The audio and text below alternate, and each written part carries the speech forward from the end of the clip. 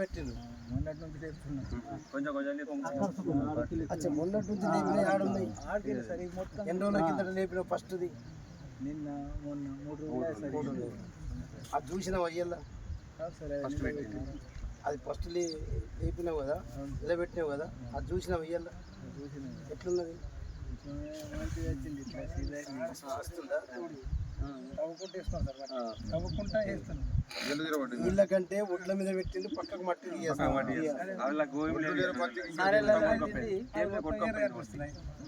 ఇరుడు ఏముండే పంట ఎంత వెళ్ళింది 2 ఎకరాలు